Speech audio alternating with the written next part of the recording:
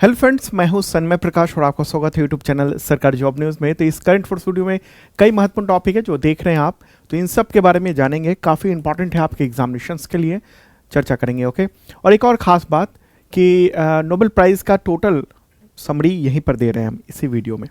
ठीक है, तो शुरू करते हैं और पहला क्वेश्चन लेते हैं। काफ़ी महत्वपूर्ण क्वेश्चन है।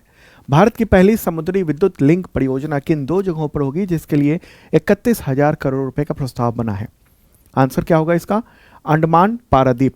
ठीक है, अंडमान कहाँ है? अंडमान निकोबार द्वीप समूह में अंडमान एक द्वीप है, और पारादीप जो है ना वो है कहाँ पर? उड़ीसा में है पारादीप।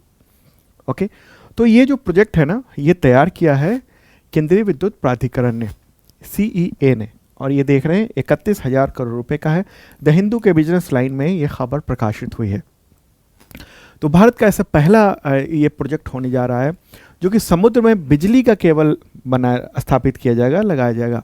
इससे पहले आपको पता है कि चेन्नई से लेकर और पोर्ट ब्लेयर तक, ठीक है, वहाँ से वहाँ तक अभी एक पिछले साल फाइनल हुआ था, और जब केबल डाला गया था इंटरनेट के लिए, ठीक है, सी केबल इंटरनेट का था।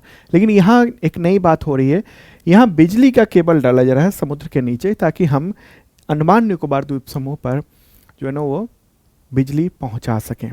ठीक है, ये अपने तरह की है, और ख़ास बात यह है कि ये HVDC ये लाइन होगी। ठीक है, क्या है? HVDC लाइन होगी, और इसमें 500 मेगावाट की क्षमता होगी। हालांकि शुरुआत में 250 मेगावाट की क्षमता का किया जा रहा है, और इसके ज़रिए भारत सरकार ये चाह रही है कि हम आसियान देशों में, हम आगे बताएंगे मैप के ज़रिए, वहाँ भी संभावित इलेक्ट्रिक कनेक्शन की जो ज़रूरत है उसको पूरा कर दिया जा सके, और इससे ताकि जो जियो पॉलिटिक्स है उस पर भारत का प्रभाव बढ़े, भू राजनीति में प्रभाव बढ़े। ठीक है, तो ये यहाँ से यानी पारादीप से लेकर और यहाँ अंडमान तक ये दूरी लगभग 1150 किलोमीटर होगी। 1150 किलोमीटर लंबा ये केबल बिछाया जाएगा, 1150 किलोमीटर लंबा। ठीक है, विद्युत की क्षमता होगी 500 मेगावाट, शुरुआती फेज में 250 मेगावाट की होगी, और ये लाइन AC नहीं होगा। ठीक है, ऑल्टरनेटिंग करंट नहीं होगा जो आपके घर में आता है, बल्कि DC होगा, यानी डायरेक्ट करंट होगा, हाई वोल्टेज का डायरेक्ट करंट होगा। फ़र्क ये होता है AC और DC में। AC में क्या होता है कि आप बिजली का यूज़ तो करते हैं, लेकिन अगर हमें बहुत दूर तक पहुंचाना है तो लाइन लॉस AC में बहुत ज़्यादा होता है। ठीक है, तो इसके बदले अब दुनिया भर में और भारत में भी जो जहाँ पर ग्रिड में लंबे लाइन अगर ले जाने हैं, ग्रिड को कनेक्ट करना है, तो क्या किया जाता है? DC लाइन कनेक्ट कर दिया जाता है, DC से पहुंचा देता है, और फिर उसका कन्वर्टर होता है जो कि कन्वर्ट कर देता है AC में फिर। ठीक है, तो ये महत्वपूर्ण बात रही। ओके, और ये जो केबल होगा ना समुद्र में वो इस तरीके का होगा, इसमें 3 फेज होंगे, और ये इस तरीके का होगा। ये केबल फोटोग्राफ दिखा देना चाहता हूँ यहाँ पर। इस तरीके ये जो केबल है वो समुद्र की तल जो है वहाँ से कनेक्टेड होगा, वहाँ से वहाँ पर होगा, और इस तरीके से दूसरे एक छोर से दूसरे छोर पर ये पहुँचेगा। क्लियर होगी बात? मकसद क्या है? मकसद ये है कि अंडमान निकोबार द्वीप समूह में जो ऊर्जा की ज़रूरत है उसको पूरा करना वहाँ पर ढंग से, और उससे भी बड़ी एक योजना है। एक तो यहाँ पर हम कनेक्ट तो करेंगे ही, बिजली यहाँ पर आपूर्ति पहुँचा देंगे। अभी क्या है, वहाँ पर सोलर प्लांट हैं और कुछ जो है वो सोलर सिस्टम है, इसके अलावा बिजली के भी प्लांट लगे हुए हैं। लेकिन धीरे धीरे ज़रूरत और बढ़ रही है। हम वहाँ पर बहुत बड़ा नौसैनिक अड्डा मतलब नौसैनिक अड्डा तो है, उसका और विस्तार कर रहे हैं, उसके लिए भी बहुत बिजली की ज़रूरत है। वहाँ पूरा सिस्टम, मिसाइल सिस्टम वगैरह वगैरह सब कुछ स्थापित किया जा रहा है। वहाँ पॉपुलेशन भी बढ़ रहा है। पॉपुलेशन इस तरीके से कि एक तो वहाँ की आबादी है ही, साथ में जो पर्यटक हैं वो बढ़ रहे हैं यहाँ पर, तो बिजली की आवश्यकता यहाँ पर ज़्यादा बढ़ी है। और एक खास बात है, इसके ज़रिए दुनिया को एक मैसेज भी दिया जा रहा है, और ख़ास तौर पर जो आसियान देश है, आसियान ये जो तमाम कलरफुल जो देश दिख रहे हैं वो आसियान है, इनको बिजली से कनेक्ट करने की पूरी प्रक्रिया ये देखने को मिल रही है। तो क्या है मामला? मामला ये है कि हमारा भारत है और इधर ये आसियान देश हो गए, तो इनको बिजली प्रदान की जाए, जिससे भारत में बहुत बड़े पैमाने पर सोलर ग्रिड स्थापित किया जा रहा है, सोलर पावर स्टेशंस बनाए जा रहे हैं, जैसे राजस्थान में हो गया और भी कई जगहों पर भारत में बनाए जा रहे हैं। किए जा रहे हैं, प्राइवेट कंपनियां हैं इसमें बड़े पैमाने पर। तो वो बिजली अब धीरे धीरे क्या है ना, सोलर की बिजली वो सरप्लस की ओर हम लोग आगे बढ़ेंगे। तो ऐसे में क्या है कि बिजली यहाँ तो हम यहाँ से पारादीप से अंडमान तक तो पहुँचा दिया, अब यहाँ से इन सब को कनेक्ट करने में बहुत आसानी होगी क्योंकि ये दूरी बहुत कम होगी। तो इन तमाम जो देश हैं वहाँ तक ग्रिड को पहुँचाया जा सके, वहाँ बिजली को वहाँ पहुँचाया जा सके। और ख़ास बात है अब यहाँ तक पहुँचा दी जाएगी बिजली तो फिर यहाँ आना आसान हो जाएगा। साथ में जो भारत सरकार की एक महत्वपूर्ण पहल है OSOWOG, यानी one sun one world one grid, ठीक है। और साथ में ये पहल इंटरनेशनल सोलर अलायंस की भी है, तो उसके तहत इंटरनेशनल सोलर यानी ISA के तहत ये भी होना है one sun one world one grid. मतलब कि ये करना है कि पूरी दुनिया को ग्रिड से कनेक्ट कर लेना है, ताकि होता क्या है अभी भारत में अगर अंधेरा हुआ, रात हुई तो कहीं और उजाला हो गया, वहाँ से बिजली यहाँ आ सके, यहाँ उजाला है तो कहीं और अंधेरा हो गया तो वहाँ बिजली जा सके। जैसे ये पूरब है, ठीक है, अब यहाँ जब शाम हो रही होगी तो यहाँ पर धूप हो रही होगी, ओके, तो ये फर्क है। तो इस यहाँ जब धूप हो रही है तो इधर बिजली पहुँचाया जा सके, यहाँ जल्दी सवेरा हो रहा है तो यहाँ से बिजली यहाँ पहुँचाया जा सके। तो ये इस तरह की ग्रिड की स्थापना ये की जा रही है ताकि हम अंतर्राष्ट्रीय स्तर पर बिजली को पहुँचा सके। One sun one world one grid, इस ढांचे को कनेक्ट कर सके, ठीक है, ताकि निरंतर बिजली जो है वो पहुंच सके, दुनिया में कहीं भी पहुंच सके। और साथ में इससे जो पॉल्यूशन है वो कम हो। आमतौर पर हम लोग क्या करते हैं, जो जीवाश्म ईंधन है, फॉसिल फ्यूल है, जैसे कोयला है, डीजल है, इन सब का उपयोग किया जाता है बिजली बनाने में ज़्यादातर। तो उनकी जगह सोलर सिस्टम ही हो गया, पूरी दुनिया में हो गया, तो ऐसे में क्या होगा कि चारों तरफ जो सोलर एनर्जी है वो उसकी ग्रिड स्थापित हो जाएगी। तो पहले चरण में one sun one world one grid में ये है कि पहले चरण में एशिया और पश्चिम एशिया के साथ ग्रिड स्थापित हो जाए, ठीक है, इस तरफ आसियान के साथ भी ग्रिड स्थापित हो जाए। दूसरे चरण में अफ्रीका, दक्षिण एशिया, पूर्वी एशिया, इन सबको कनेक्ट कर दिया जाए। सभी तीसरे थर्ड चरण में पूरी दुनिया को ग्रिड से स्थापित कर दिया। तो ये सब प्लान है, उसके तहत ये जो ना प्लान ये काफ़ी महत्वपूर्ण हो जाता है, ठीक है। तो ये 31,000 करोड़ का प्रस्ताव बन गया है। ये काफ़ी महत्वपूर्ण है आपके एग्जामिनेशंस के लिए, इसलिए मैंने थोड़ा विस्तार से बताया है आपके समझने के लिए। इसका पूरा PDF भी अवेलेबल है इस वीडियो के डिस्क्रिप्शन में, आप चेक कर लेना, आपको मिल जाएगा। और साथ में एक और इन्फॉर्मेशन आपको दे दूं कि जनवरी से लेकर नवंबर तक का टोटल मैराथन करंट अफेयर्स जो मैं ये बता रहा हूँ ये भी उसमें शॉर्ट में दिया हुआ है। तो मैराथन वीडियो अवेलेबल हो चुका है, उसका PDF भी अवेलेबल हो चुका है। इस वीडियो के डिस्क्रिप्शन में जाइए, वहाँ पर आप देख सकते हैं। वीडियो का लिंक मैंने इस वीडियो के डिस्क्रिप्शन में दे दिया है। हजारों लोग देख रहे हैं और हजारों लोग उसका PDF का फ़ायदा उठा रहे हैं, तो आप देख सकते हैं। PDF दो तरीके से प्राप्त कर सकते हैं, एक तो मेंबरशिप प्लान होता है, बेसिक मेंबरशिप प्लान, और ISPCS मेंबरशिप प्लान, उसके ज़रिए पिछले 2 सालों के कंटेंट मिलते हैं, अगले 1 साल का भी कंटेंट मिलता है, तैयारी बेहतर हो जाती है, टेस्ट वगैरह सब कुछ हो जाता है, वीडियो मिल जाता है। एक है सिर्फ अगर PDF लेना चाहते हैं तो वो भी, उसका भी लिंक इस वीडियो के डिस्क्रिप्शन में दिया हुआ है। शार्प लर्निंग ऐप है हम लोगों का, ठीक है, सरकारी जॉब में उसका ऐप है शार्प लर्निंग, उसी के जरिए। चलिए आगे बढ़ते हैं और अगला क्वेश्चन लेते हैं। कौन सा देश अंतर्राष्ट्रीय सौर गठबंधन यानी ISA का 104वां अस्थायी सदस्य बन गया है?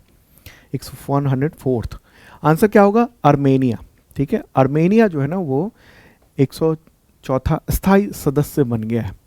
भारत आपको पता है कि अंतर्राष्ट्रीय सौर गठबंधन का होस्ट कंट्री है, हेडक्वार्टर जो है वो गुरुग्राम में है, और अभी भारत को फिर से अध्यक्षता भी मिल गई है, उपाध्यक्षता मिली है फ्रांस को, ठीक है। तो हम देखेंगे अभी जो लेटेस्ट अपडेट है उसमें 104th परमानेंट मेंबर है आर्मेनिया, फिर 103rd है वो सीरिया था, 102nd अस्थायी सदस्य एंटीगुआ और बारबुडा, 101वां सदस्य नेपाल था, 100वां सदस्य पैराग्वे, 99वां सदस्य स्पेन था। ये सब 2024 में इनको मेंबरशिप मिल गई है, ठीक है। तो ये जो आर्मेनिया है, आर्मेनिया के जो वहाँ के जो राजनयिक हैं वो ये सदस्यता, अस्थायी सदस्यता ये प्राप्त कर रहे हैं। अंतर्राष्ट्रीय सौर गठबंधन मैंने पिछले क्वेश्चन में बताया था, वो एक इंटर गवर्नमेंटल, ये एक संधि आधारित संगठन है और इसका मकसद सौर ऊर्जा के क्षेत्र में पूरी दुनिया में बदलाव करना है, ठीक है। ओके, तो ये महत्वपूर्ण बात हो रही है। अब आर्मेनिया के बारे में जान लें। आर्मेनिया लेटेस्ट चर्चा में है, इसलिए तो आर्मेनिया, ये प्यारा भारत रहा अपना, और अब चलते हैं कहाँ पर, आर्मेनिया की ओर। आर्मेनिया जो है ना वो इधर पश्चिम एशिया में है, और आर्मेनिया अजरबैजान के बगल में है। अजरबैजान और तुर्की है, उसके बीच में ये आर्मेनिया है, ठीक है। और लेटेस्ट अपडेट ये भी है कि आर्मेनिया ने भारत से पिनाक रॉकेट सिस्टम जो खरीदा था उसकी डिलीवरी भी हो चुकी है। अभी नवंबर में ही डिलीवरी हुई है। पिनाक रॉकेट सिस्टम भारत ने इसको पहुंचाया है यहाँ पर, ठीक है। और आर्मेनिया अब 104वां सदस्य देश बन गया है, परमानेंट मेंबर बन गया है आईएसए का। आर्मेनिया की राजधानी क्या है? येरेवान। यहाँ के राष्ट्रपति हैं वाहगन खाचतुर्यान। प्रधानमंत्री निकोल पशिनयान। मुद्रा ड्रम है, ठीक है। चलिए आगे बढ़ते हैं, और पसंद आ रहा हो लाइक बटन दबा दीजिए। नेक्स्ट क्वेश्चन यहाँ पर होगा, किस देश के माओरी समुदाय का हक्का नृत्य चर्चा में रहा है? काफ़ी चर्चित ये क्वेश्चन है, हक्का नृत्य। आपने हो सकता है वीडियो भी देखा होगा हक्का नृत्य का, और ये किस देश का है? आंसर होगा न्यूजीलैंड, ठीक है। आपने ये न्यूज़ तो देख लीजिए, क्यों न्यूजीलैंड में ये लॉ मेकर्स ने ये हक्का डांस किया। ये फोटोग्राफ काफ़ी चर्चित है, मुझे लगता है ज़रूर आपने देखा होगा कहीं ना कहीं, इंस्टाग्राम पे, फेसबुक पे, ट्विटर पे, किसी न किसी सोशल मीडिया जो टूल है उस पर देखा होगा आपने, ठीक है। तो न्यूजीलैंड की ये सांसद है, सबसे युवा सांसद है, नाम है इनका हाना रहीती माइपे क्लार्क। तीनों ने हक्का डांस करके एक विरोध जताया। दरअसल हुआ वहाँ पर ये था, जो न्यूज़ भी आप देख रहे हैं, वह ये कि वहाँ पर एक विधेयक लाया गया वहाँ की सरकार के द्वारा, और उसके जरिए ब्रिटिश और माओरी समुदाय के बीच में जो 184 साल 184 ईयर पुरानी जो संधि थी उसकी पुनर्व्याख्या की गई थी, जो माओरी समुदाय को लगा कि ये सही नहीं है उनके लिए।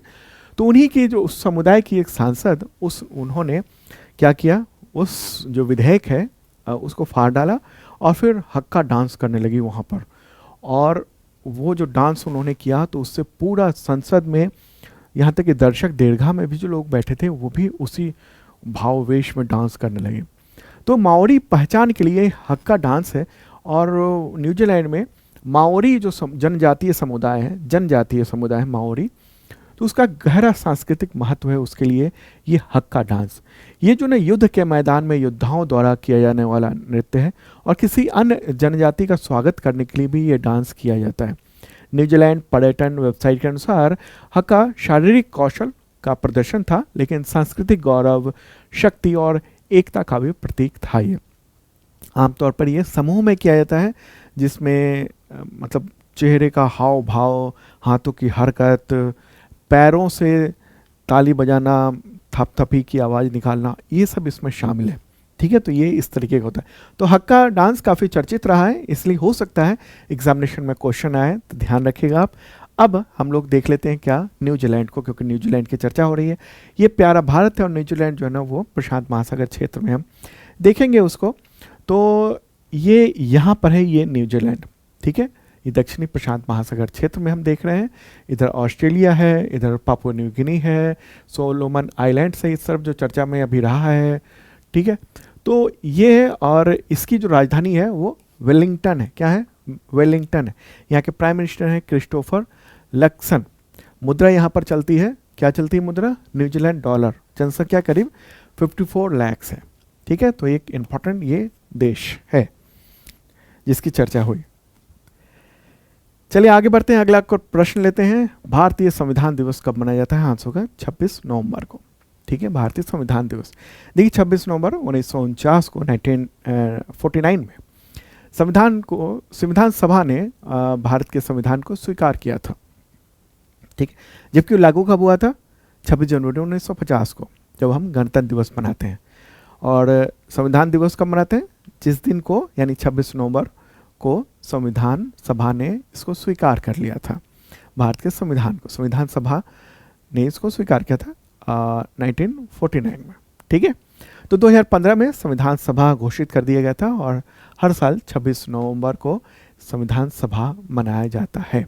इससे पहले इस दिवस को कानून दिवस के रूप में मनाया जाता था, ठीक है, कानून दिवस के रूप में मनाया जाता था, अब संविधान के दिवस के रूप में मनाया जाता है। अगला क्वेश्चन काफ़ी महत्वपूर्ण है। प्रश्न होगा यहाँ पर कि संविधान दिवस 2024 पर राष्ट्रपति ने किन दो भाषाओं में संविधान की प्रतियां जारी की? क्या है आंसर का इसका? संस्कृत और मैथिली, इन दो भाषाओं में ये जारी किया गया है राष्ट्रपति द्रौपदी मुर्मू के द्वारा। साथ में प्रधानमंत्री, उपराष्ट्रपति, लोकसभा के अध्यक्ष, कांग्रेस के अध्यक्ष हो गए, और साथ में वो राज्यसभा में नेता विपक्ष हैं, राहुल गांधी जो लोकसभा में नेता विपक्ष हैं, और राज्यसभा के उपसभापति, ठीक है। तो सब ने मिलकर इसको जारी किया। हालांकि कहा जाएगा कि राष्ट्रपति ने ये जारी किया। तो देश के संविधान के 75 वर्ष 75 ईयर पूरे होने पर स्वीकार करने के तो पूरे हुए। तो इसी पर पुरानी संसद के सेंट्रल हॉल में 26 नवंबर को एक स्पेशल प्रोग्राम आयोजित किया गया था, और उसी के दौरान राष्ट्रपति द्रौपदी मुर्मू ने संस्कृत और मैथिली इन दो भाषाओं में संविधान की प्रतियां जारी की हैं, ठीक है। चलिए अब आगे बढ़ते हैं और अगला प्रश्न लेते हैं। राष्ट्रीय अंगदान दिवस कब मनाया जाता है? आंसर होगा 27 नवंबर को, ठीक है। तो ये जो दिवस है वो हर वर्ष स्वास्थ्य और परिवार कल्याण मंत्रालय के द्वारा, यानी ministry of health and family welfare के द्वारा मनाया जाता है। उद्देश्य ये है कि लोगों में अंगदान यानी ऑर्गन डोनेशन को लेकर प्रोत्साहित किया जाए। स्वस्थ व्यक्ति जो है वो उसकी मृत्यु के बाद उसके अंग जो है ना वो दान किए जा सकते हैं, और उसके ज़रिए बहुत सारे लोगों की जान बचाई जा सकती है, ठीक है। अब महत्वपूर्ण बात कि नोबेल प्राइज़ को लेकर चर्चा कर लेते हैं। जो महत्वपूर्ण जो चीज़ें हैं वो सब चर्चा करते हैं। तो पहले शॉर्ट में देख लेते हैं कौन कौन विजेता है। तो देखिए आप, ये फिजियोलॉजी या फिर चिकित्सा में विक्टर एम्ब्रोस, ये अमेरिकी हैं, और गैरी रुवकोन, तो इनको मिला माइक्रो आरएनए की खोज के लिए, ठीक है। भौतिक विज्ञान यानी फिजिक्स में जॉन जे हॉफफील्ड को मिला, अमेरिका के हैं, और जेफरी ई हिंटन ब्रिटिश कनाडाई हैं। तो इनको कृत्रिम तंत्रिका नेटवर्क के विकास में सांख्यिकी भौतिकी अवधारणाओं के उपयोग के लिए, यानी एआई को बेहतर ढंग से डेवलप करने के लिए, बुनियाद रखने के लिए, आर्टिफिशियल इंटेलिजेंस जो आज यूज़ करते हैं उसके लिए इनको ये अवार्ड दी जाने की घोषणा हुई थी, ठीक है।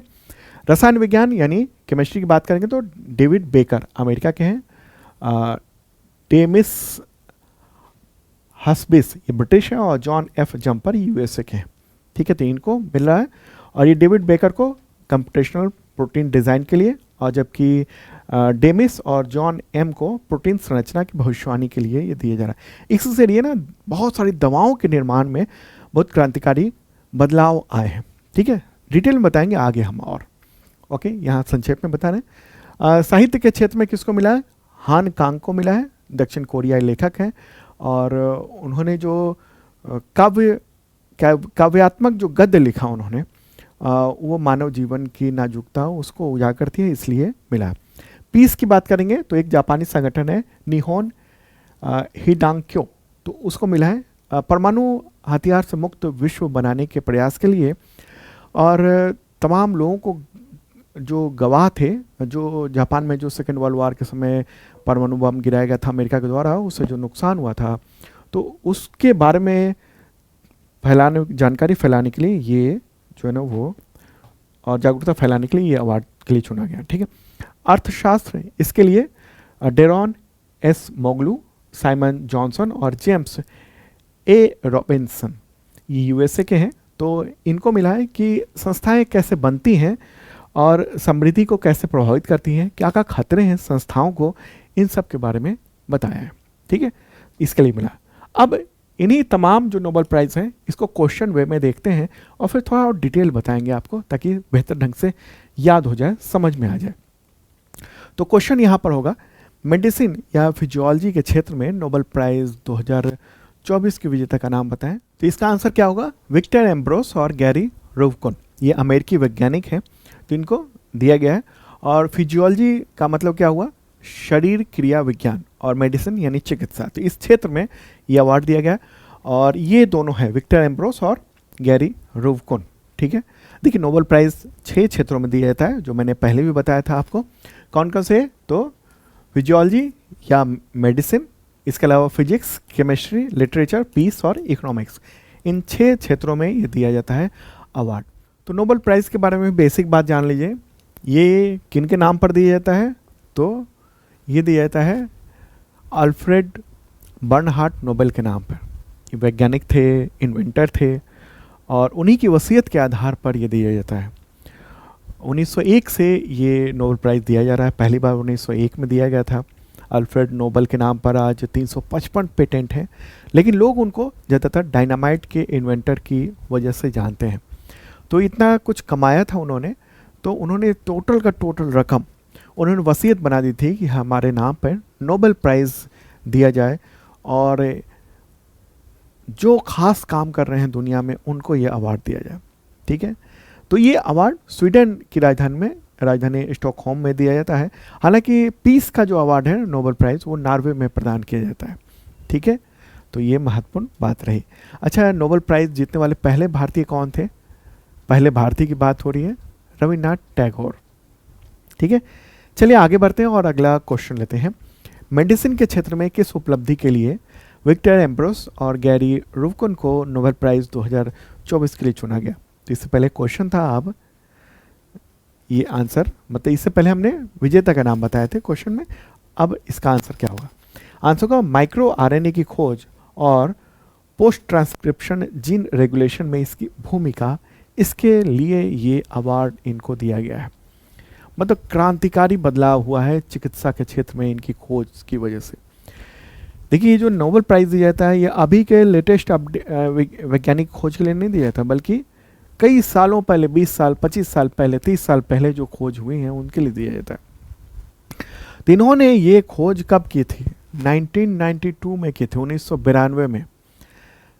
कुछ वर्षों बाद पूरी दुनिया को इसके महत्व का पता चला और अब काफ़ी इस्तेमाल हो रहा है। तो क्या है यहाँ पर? माइक्रो आरएनए की खोज की उन्होंने, और पोस्ट ट्रांसक्रिप्शनल जीन रेगुलेशन में इसकी भूमिका के बारे में। अब सवाल ये होगा कि माइक्रो आरएनए होता क्या है? देखिए, कोशिका है, कोशिका के केंद्र में डीएनए होता है। डीएनए किसी भी जीव के विकास, कार्य, प्रजनन के लिए आनुवंशिक निर्देश को संग्रहित रखता है। यानी आपकी कब मूछें आनी हैं, आपको कब जवान होना है, प्यूबर्टी कब आनी है, बुजुर्ग कब होना है, ठीक है, आपके हाथ जब आप बड़े हो रहे हैं तो हाथ कितने बड़े होने हैं, ठीक है, आंखों का साइज कितना बड़ा होना है, पलकें किस तरह की होनी है, ओके, दाढ़ी कितनी बड़ी होनी है, किसी की दाढ़ी इतनी बड़ी होती है, किसी की दाढ़ी इतनी सी होती है, ओके, और बॉडी में स्ट्रक्चर किस तरीके से होना है। तो ये सारा कुछ जो इन्फॉर्मेशन है ये कोडिंग करके डीएनए में रखा हुआ है। जैसे सॉफ्टवेयर होता है ना, कोडिंग करके रखा रहता है, ऐसे प्रकृति ने हमारे लिए कोडिंग करके रखा हुआ है कि, और कोशिका के केंद्रक में डीएनए है, उसी में कोडिंग करके रखा हुआ है, तो संग्रहित रहता है। और जबकि एमआरएनए होता है, एमआरएनए जो ना ये हुआ इसी के पास, ये कोशिका में होता है एमआरएनए। ये जो आनुवंशिक जानकारी है जो डीएनए में है, तो उसको मतलब वहाँ से डीएनए से लेकर और कोशिका द्रव्य तक स्थानांतरित करता है, कोशिका द्रव्य तक, जहाँ पर इसका उपयोग होता है प्रोटीन बनाने के लिए। ये प्रोटीन वो नहीं हम कह रहे हैं जो कि जैसे गाय के दूध में प्रोटीन हुआ, यहाँ पर तात्पर्य थोड़ा सा अलग है। प्रोटीन की वजह से ही हम जो है ना पूरी क्रिया करते हैं। प्रोटीन जो है हमारे जीवन में बहुत महत्वपूर्ण योगदान देता है। तो ये प्रक्रिया जो है ना वो, यानी प्रोटीन बनने की, ये कई तरीके को से होती है। इसमें ये होता है कि 3 तरह के आरएनए होते हैं। एक एमआरएनए होता है जो मैसेंजर आरएनए होता है, एक टीआरएनए होता है, एक आरएनए होता है। तो एमआरएनए यानी मैसेंजर आरएनए जो मैसेज भेजता है, ठीक है। एमआरएनए जो है ना, एमआरएनए में ही माइक्रो आरएनए भी होता है। ये जो एमआरएनए है इसी में माइक्रो आरएनए भी है, बहुत छोटा सा माइक्रो है, जिसकी खोज के लिए ये नोबेल प्राइज़ इन दोनों को दिया गया, ठीक है। तो ये जो माइक्रो आरएनए है ना, ये मतलब गैर कोडिंग अणु होते हैं और इसकी लंबाई लगभग 19 to 24 न्यूक्लियोटाइड होती है, और वे निर्धारित करने में महत्वपूर्ण भूमिका निभाते हैं कि आनुवंशिक जानकारी ले जाने वाला जो ये मैसेंजर आरएनए है उसका कितनी जानकारी अंततः प्रोटीन में परिवर्तित हो। मतलब कि माइक्रो आरएनए जो है ना वो कोशिका को उसके प्रोटीन उत्पादन में नियंत्रित करने में मदद करता है, मतलब कि वो रेगुलेट करने का काम करता है। देखिए, इंसान के शरीर में माइक्रो आरएनए के बिना सेल और टिश्यू डेवलप नहीं हो सकते हैं। ठीक है, अब ये कोशिका है और भी कोशिका बनना है, कोशिका मरते भी है हमारे शरीर में, मतलब बहुत सारी कोशिका है, करोड़ों, और वो नई कोशिका बना भी रहे हैं और खुद डेड भी हो रहे हैं, मर भी रहे हैं, उनकी एक लाइफ है। ठीक है, तो कोशिका द्वारा उत्पादित प्रोटीन जो है जीवित जीवों के लगभग सभी जैविक प्रक्रियाओं में महत्वपूर्ण भूमिका निभाते हैं। जैसे उदाहरण के तौर पर अगर हम कहें तो मानव शरीर में प्रोटीन जो है ना वो हीमोग्लोबिन ऑक्सीजन परिवहन करता है, इंसुलिन ब्लड से ग्लूकोज के अवशोषित करने में मदद करता है, बहुत कुछ होता है। ठीक है, तो ये 50 करोड़ साल में ये डेवलप हुआ है, ये जो माइक्रो आरएनए है वो इस तरीके से। हाँ, आगे हम बताते हैं। माइक्रो आरएनए ये 50 करोड़ साल में ये डेवलप हुआ है इस तरीके से। ठीक है, धीरे धीरे धीरे धीरे डेवलप होता चला गया, और इसी के बारे में इन सब ने वैज्ञानिकों ने ये सारी बातें बताई हैं। ठीक है, तो ये जो है ना, ये पूरे शरीर में जो भी क्रिया हो रही है उसको फाइनलाइज करने में माइक्रो आरएनए की बड़ी भूमिका है। ठीक है, अब अगर माइक्रो आरएनए में गड़बड़ी हो जाए तो क्या प्रभाव पड़ता है, यही बात वैज्ञानिकों ने बताई है इन दोनों ने। उन्होंने कहा है कि प्रोटीन उत्पादन को प्रभावित करने वाली कोई भी चीज़ मानव स्वास्थ्य के लिए घातक परिणामकारी हो सकता है।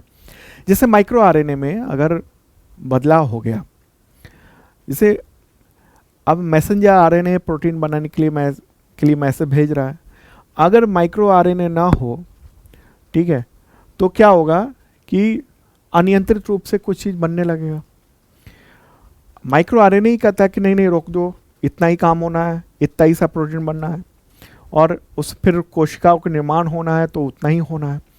अब अगर माइक्रो आरएनए में इंफॉर्मेशन, माइक्रो आरएनए जो है वो रेगुलेट करने में असमर्थ हो जाए, उसमें अगर बदलाव हो जाए तो क्या हो जाएगा, कैंसर हो जाएगा, डायबिटीज़ हो जाएगी, बहुत सारी बीमारियां हो सकती हैं। ठीक है, तो फिर यही से तय होता है कि जीन कोडिंग में जो चेंज किया जाता है ना, जेनेटिक कोड में चेंज किया जाता है, ताकि शरीर जो है वो डीएनए की कोडिंग है उसमें चेंज किया जाता है। तो ये सब चीज़ें आगे ये सब विस्तार होता चला गया, मतलब इस खोज का। ठीक है, तो अलग अलग जिस लंग्स में इस तरह के जो चीज़ें हैं वो सब काम करती है। आरएनए के अलग अलग जगह अलग अलग जो है वो यूज़ है। ठीक है, मुझे लगता है काफ़ी कुछ आप समझ चुके होंगे, काफ़ी विस्तार में हो गया, लेकिन मेरी कोशिश रहती है कि आपको आसानी से समझ में आ जाए। ठीक है, तो मतलब बिल्कुल क्रांतिकारी काम किया इन्होंने, और जिसकी वजह से हम आज जान पाए हैं कि कैंसर होने की क्या वजह हैं, क्या क्या चीज़ें हो सकती है। जैसे कैंसर होता है ना तो आजकल टेस्ट कराते हैं, जेनेटिक टेस्ट कराते हैं डॉक्टर्स।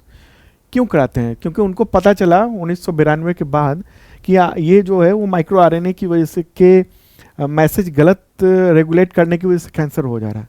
तो जेनेटिक टेस्ट कराते हैं, बहुत महंगा टेस्ट होता है, अब कुछ ही लैब है भारत में जो ये कर पाते हैं, तो बड़ी बड़ी कंपनियां हैं उसके लिए, वो सब करती हैं। तो इससे ये पता चलता है कि आपका जो डीएनए है उसकी कोडिंग में और उसके माइक्रो आरएनए में क्या क्या बदलाव हो गए हैं, फिर उससे क्या आगे प्रभाव, उसको ठीक अभी करना बड़ा मुश्किल काम है, लेकिन फिर डॉक्टर ये तय करते हैं कि इससे शरीर के अलग अलग अंगों पर क्या प्रभाव पड़ेगा, कि कैंसर अगर बदलाव हो चुके हैं, कोडिंग में चेंज हो चुका है, तो फिर बॉडी में और किस किस जगहों पर कैंसर हो सकता है, तो फिर उस पर उसको प्रोटेक्ट करने का काम करते हैं। ठीक है, तो ये सब संभव किसकी वजह से हो पाया है, तो इन दो वैज्ञानिकों की वजह से, विक्टर एम्ब्रोस और गैरी रुबिकन की वजह से ये सब हो पाया। ठीक है, मुझे लगता है ये आप पूरी तरह से समझ चुके होंगे। ठीक है, मज़ा आता है बताने में, और आपको मुझे लगता है कि आपको समझने में भी मज़ा आ रहा होगा, चीज़ें आप समझ सकते हैं बेहतर ढंग से, यही कोशिश रहती है हमारी। और पसंद आ रहा हो तो लाइक बटन दबा दीजिएगा इस वीडियो को, और शेयर कर दीजिएगा अपने दोस्तों को। और हाँ, इसका पूरा PDF अगर आप प्राप्त करना चाहते हैं तो इस वीडियो के डिस्क्रिप्शन में दिया हुआ है लिंक। और हाँ, अगर आप करंट फोर्स की शानदार तैयारी करना चाहते हैं तो मेंबरशिप प्लान ले सकते हैं। बेसिक मेंबरशिप प्लान है जो SSC, टीचर, रेलवे इन सब के लेवल का है। दूसरा ISPCS मेंबरशिप प्लान जो उन सब के एग्जामिनेशन के पॉइंट ऑफ व्यू से है, उसके ज़रिए पिछले 2 सालों के कंटेंट मिल जाते हैं और अगले 1 साल तक तैयारी आपकी कराई जाती है। तो आप देख सकते हैं, ठीक है, टेस्ट होता है, वीडियो मिलता है, सब कुछ मिल जाता है, आप चेक कर लेना, छूट भी चल रही है अभी। तो अगला क्वेश्चन लेते हैं, भौतिक विज्ञान यानी फिजिक्स के क्षेत्र में नोबेल प्राइज़ 2024 के विजेता का नाम बताएं। क्या नाम है इनका? इनका नाम है जॉन जे हॉपफील्ड, ये अमेरिकी हैं, और दूसरे व्यक्ति हैं जेफरी ई हिंटन, ये ब्रिटिश कनाडाई हैं। तो इनको ये अवार्ड के लिए चुना गया है, ठीक है। क्यों मिला ये अवार्ड इनको? तो देखिए, कृत्रिम तंत्रिका नेटवर्क यानी आर्टिफिशियल नेचुरल नेटवर्क या कहें एआई, इसके डेवलपमेंट में जो सांख्यिकी भौतिकी अवधारणा है उसके उपयोग के लिए ये अवार्ड इनको दिया गया है। अब इसका मतलब क्या हुआ? देखिए, इन दोनों को क्या कहा जाता है? एआई का गॉडफादर कहा जाता है इन दोनों को। सवाल हो सकता हो, सॉरी, सवाल हो सकता है एग्जामिनेशन में, एआई के गॉडफादर कौन कहे जाते हैं? इन दोनों का नाम आप ध्यान रखिएगा। तो इन दोनों ने मशीन लर्निंग से जुड़ी हुई नई तकनीकों का डेवलपमेंट का काम किया, एआई को डेवलपमेंट करने में बड़ी भूमिका निभाई, जिसको जो आर्टिफिशियल न्यूरॉन्स पर आधारित है। आप कहेंगे आर्टिफिशियल न्यूरॉन्स का क्या मतलब हुआ? देखिए, हमारा जो ब्रेन है ना, उसमें क्या है, बहुत न्यूरॉन्स हैं, बहुत सारे न्यूरॉन्स हैं, और उन्हीं न्यूरॉन्स की वजह से हम अपनी एक्टिविटी कर पाते हैं, हम सोच पाते हैं, कुछ काम कर पाते हैं। वो न्यूरॉन्स बहुत फास्ट होते हैं, ठीक है। तो हम अपने आप कई चीज़ें हम कर पाते हैं, ठीक है, आप अपने आप करते हैं। तो ये इंटेलिजेंस है। तो इस तरह की इंटेलिजेंस अगर मशीन में दी जाए तो क्या क्या चीज़ें करनी होंगी? तो उसके आर्टिफिशियल न्यूरॉन्स को डेवलप करना पड़ेगा। तो ये आर्टिफिशियल न्यूरॉन्स यानी कोडिंग, ये जो कंप्यूटर की कोडिंग है वो किस तरह से किया जाए, तो इसके लिए इनको ये अवार्ड के लिए चुना गया। इससे मशीन को इंसानी दिमाग की तरह सोचने और समझने को सिखाया जाता है, ठीक है। तो जेफरी जो हैं उनको मशीन लर्निंग के लिए नोबेल प्राइज़ मिला, और जेफरी और जॉन जे हॉफकॉन को। और एआई के रूप में जो क्रांतिकारी कदम, मतलब ये चीज़ देखने को मिल रही है, एआई आर्टिफिशियल इंटेलिजेंस, ठीक है। और इन्होंने लेकिन एक और बात कही थी कि मानवता के लिए एआई खतरा भी हो सकता है, ठीक है। अब डायनामाइट को बनाया नोबेल ने, तो डायनामाइट का उपयोग कितना क्रांतिकारी कदम के रूप में हुआ कि हम बड़े बड़े पहाड़ को तोड़कर उसके पत्थरों को निकाल सकते हैं, यहाँ तक कि कोयले की खदान से कोयला निकाल सकते हैं। लेकिन डायनामाइट का फिर उपयोग विध्वंस के लिए भी होने लगा, ठीक है। तो इस तरह से एआई का भी उपयोग जो है वो मानवता के खतरे के लिए भी हो सकता है। अगला क्वेश्चन लेते हैं, रसायन विज्ञान यानी केमिस्ट्री के क्षेत्र में नोबेल प्राइज़ 2024 के विजेता कौन है? आंसर होगा डेविड बेकर, डेमिस हसाबिस और जॉन एम जम्फर, ठीक है। तो ये 3 वैज्ञानिक हैं, इन सब को इसके लिए चुना गया है। अब सवाल होगा कि क्यों इनको ये अवार्ड के लिए चुना गया है? तो देखिए, डेविड बेकर को एक अलग खोज के लिए, कंप्यूटेशनल प्रोटीन डिज़ाइन के लिए, और डेमिस हसबिस और जॉन एम जम्पर को प्रोटीन संरचना की भविष्यवाणी के लिए किया गया है कि प्रोटीन संरचना जो है ना वो किस तरह की होती है। तो इन सब के बारे में ये अवार्ड दिया गया है। इससे क्या फ़ायदा हुआ? फ़ायदा ये हुआ कि दवाओं के निर्माण में क्रांतिकारी बदलाव आ गया, ठीक है। कंप्यूटेशनल प्रोटीन डिज़ाइन, मतलब प्रोटीन को कंप्यूटर पर ही हम डिज़ाइन कर सकते हैं, और प्रोटीन संरचना कैसी होती है उसके बारे में भविष्यवाणी पता लगा इन्होंने सबसे पहले। इसकी वजह से हम दवाओं के निर्माण में, मतलब दवाएं जो हैं वो और किस तरीके से हम बनाएं, बॉडी के प्रोटीन जो बन रहे हैं बॉडी में, जो उसमें किस तरीके से उसके लिए क्या उपयोगी हो सकता है दवाएं, उसके लिए ये अवार्ड जो है ना उसके लिए ये चुना गया है। काफ़ी ये बदलाव है, ठीक है। तो प्राइज को 2 हिस्से में बांटा गया है, पहले हिस्से में डेविड बेकर है और दूसरे हिस्से में ये, ठीक है। तो ये अवार्ड इनको मिलेगा, ठीक।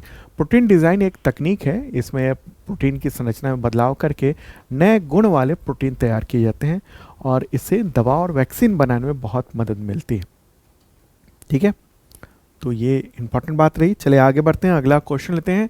साहित्य के क्षेत्र में नोबेल प्राइज 2024 के विजेता का नाम बताएं। आंसर होगा हान कांग। ये दक्षिण कोरियाई लेखिका है, ठीक है।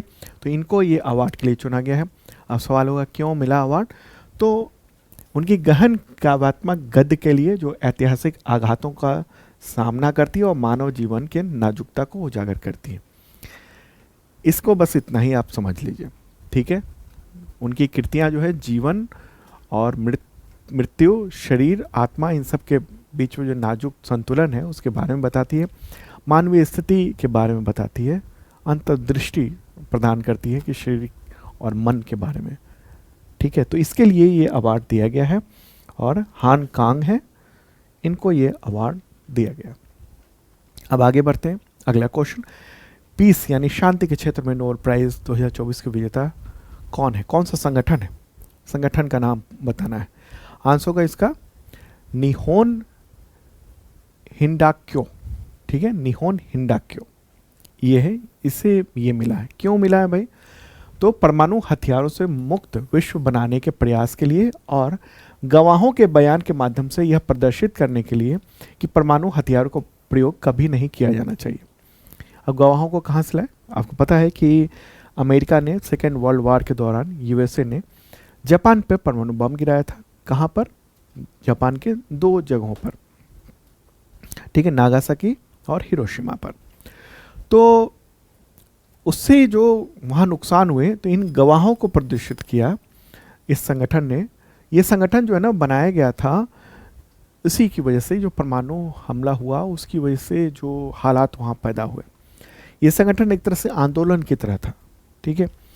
तो ये हिरोशिमा और नागासाकी के जो परमाणु बम हमले से बचे हुए जो लोग थे ना, वो लोग थे। और आमतौर पर हिबाकुशा के नाम से इनको जाना जाता है। 1945 में जो परमाणु विस्फोट किया गया था अमेरिका के द्वारा, उससे बहुत घातक परिणाम हुए थे। उसी के बारे में कि भाई दुनिया में फिर से प्रयोग ना हो, हम तो बर्बाद हुए लेकिन दुनिया के लोग बर्बाद ना हो, इसको प्रसारित किया। दुनिया में घूमे ये लोग, इस संगठन के लोग, और परमाणु हथियार से मुक्त दुनिया बने, इसका मैसेज दिया इन्होंने, ठीक है। अब आगे बढ़ते हैं और इकोनॉमिक्स यानी अर्थशास्त्र के क्षेत्र में नोबेल प्राइज 2024 के विजेता का नाम बताएं, क्या नाम है। आंसर का उपरोक्त सभी, ये तीनों के तीनों, डेरॉन एस मोगलू, साइमन जॉनसन और जेम्स ए रॉबिन्सन, ये तीनों के तीनों अमेरिकी हैं, ठीक है। फोटोग्राफ ये रहा, ओके। अब क्यों मिला अवार्ड इनको, इन्होंने ये बताया कि संस्थाएं बनती कैसे हैं और समृद्धि को प्रभावित कैसे करती हैं, इसका इन्होंने रिसर्च किया था, अध्ययन किया था, ठीक है। तो इस रिसर्च से ये समझने में मदद मिली कि खराब कानून व्यवस्था और शोषणकारी जो संस्थाएं हैं, वो उस समाज को कैसे हम सकारात्मक परिवर्तन मतलब क्यों नहीं ले जा पाते हैं। जहाँ पर खराब कानून व्यवस्था है, शोषणकारी संस्था है, उस चीज़ को हम वहाँ के जो समाज है उसको हम सकारात्मक परिवर्तन में ले जाने में असमर्थ क्यों होते हैं। तो इन सब ने एक मॉडल दिया कि राजनीतिक संस्थाएं कैसे बनती हैं, कैसे बदल जाती हैं, कैसे अच्छी हो जाती हैं, कैसे खराब होती हैं, और क्या क्या खतरे होते हैं इन सब पर। जैसे जन आंदोलनों का खतरा होता है, ठीक है, अगर सरकार अच्छी नहीं है तो, ओके।